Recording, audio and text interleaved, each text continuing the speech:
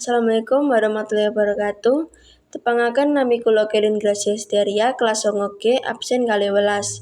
Para sedulur sedaya, sumangga kita panjataken puji syukur dumateng Gusti Allah ingkang sampun maringi berkah lan nikmat dumateng kita sedaya. Ing kesempatan menika kula badhe nyariosaken bab pengaruh cuaca lan iklim marang tuwuhing tomat. Tomat punika kalebet tanduran ingkang remen hawa anget lan sinar srengenge cekap. Yen udan kathah, oyot tomat saged bosok.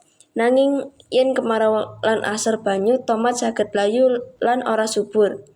Mula para petani kedah nggatekake cuaca lan nyediakake irigasi sing cukup supados panenan tomat tetep sae.